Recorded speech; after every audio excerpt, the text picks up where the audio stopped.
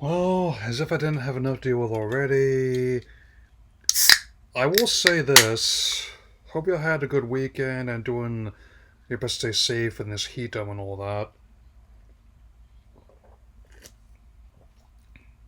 On top of all the other bits of pop culture and games plan talking about as month continues, I want to thank all the support I've gotten recently and with more to come.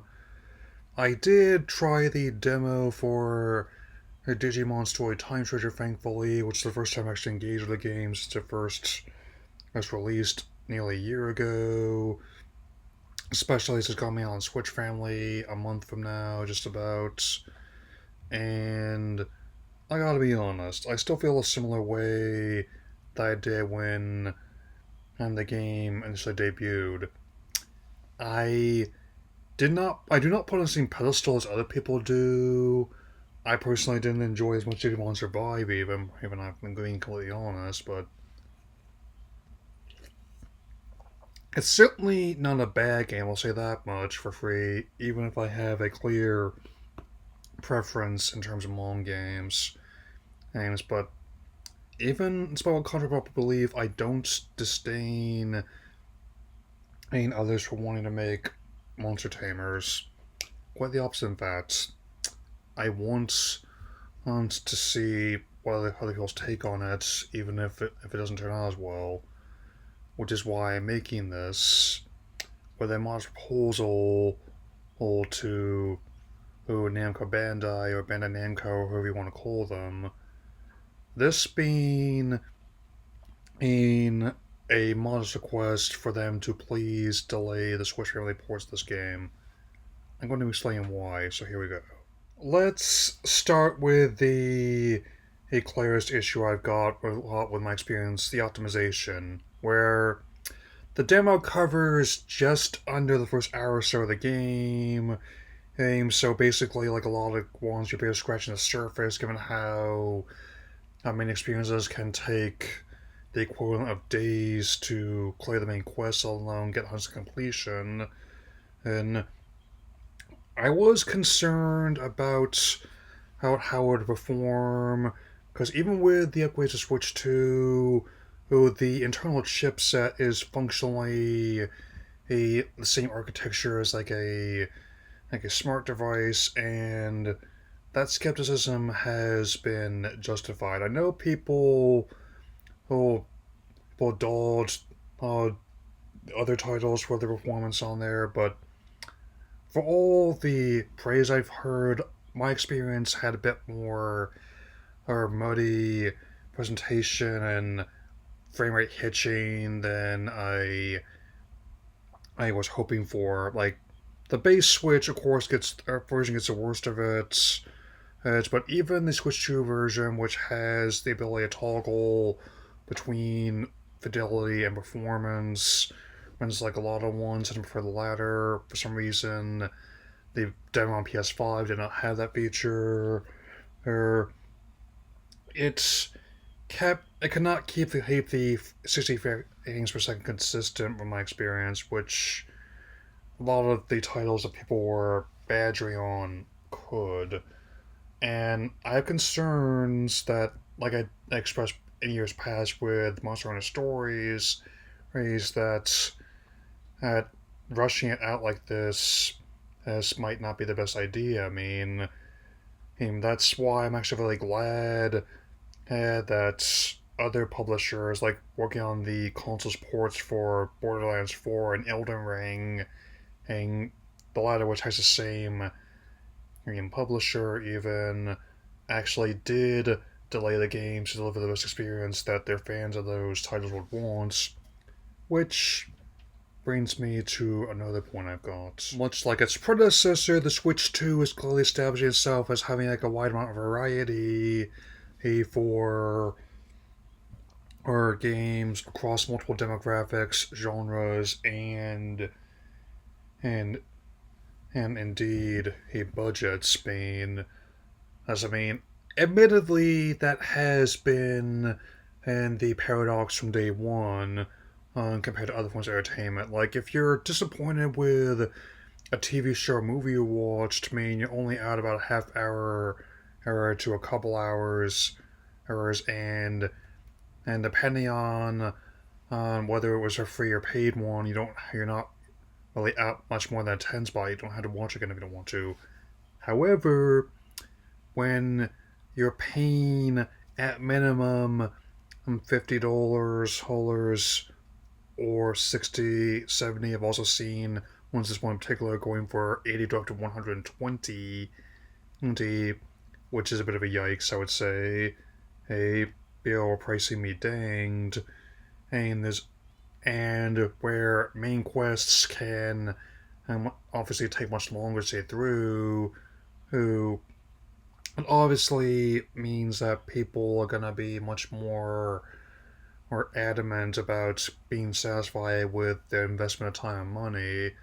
I, and that's why I often have to stand by my choices so much, and often they say I don't have regrets over not only getting or beating something, but rather also spending hours upon hours in there. I mean, or so. And personally, if I had to say right now, I would not get this at list price. As at all, I would definitely would be like waiting for a sale, which especially with other things coming out once again, which brings me to a third factor in this request here. And here's the big one I'm concerned about, especially competition. It used to be in decades past where you don't have to worry about competition between the same genre of game, being like Mario and Sonic or Street Fighter Mortal Kombat, that kind of thing. But now everything on the shelf is competing with aim for attention, whether they're aiming to or not. Not. I wasn't really expecting this to happen, but I think this year might be becoming another watershed year for games, in the same way that 2006 or even 1996 were, even as compared to those years, part industry is kind of on fire here. From the same month, it's gonna be 1 week before or Splatoon Raiders, the first pure single player spin off of the Splatoon franchise, which has been an excellent trilogy of games and also really lean hard into all the aspects I think to help it make it work, being simultaneously being like a third person and shooter, a platform game, and one often perhaps often gets overlooked compared to those other two, also kind of like a puzzle to try and figure out how you need to go and how you can uncover certain secrets. I mean, I definitely expect that even with all that in mind, it'll be a much easier sell than the more heady tonic that Time Stranger is suggesting. I mean, I'm not saying that at the a concept of Time Stranger is a bad idea. I was kind of hoping it would be like Digimon's answer to Persona and Shin Megami Tensei, and why I included it on my most disappointing eating games of the past year is maybe just me because those exact lofty ambition was not exactly met. To me, it wasn't really as refined as how SMT or Persona were in a lot of its subject matter, and at least that's how I felt about it. Beyond all this, however, is the kind of odd state that the Monster Tamer subgenre is in now, where we simultaneously have more of these kind of games than ever before, or whereas the as a lot of other audiences that would hope for more variety don't seem to be biting. You know what I mean? for all the ballyhoo over like the 1 million copies that this game sold on PC, PlayStation, Xbox formats to this date, hey, it's not exactly like the 12 million and that its contemporary ZA sold at all. I mean, and that's I'm not trying to be too harsh here. I'm just stating the numbers, and nothing to get too mad about. So the two alone didn't want for this simple what I'm opposing to Namco Bandai, I to please delay a Digimon Story Time Stranger on Switch family.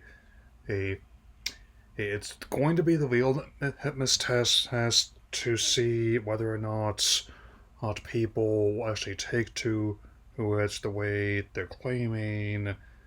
As one, I really would not want to see them fail. I really don't.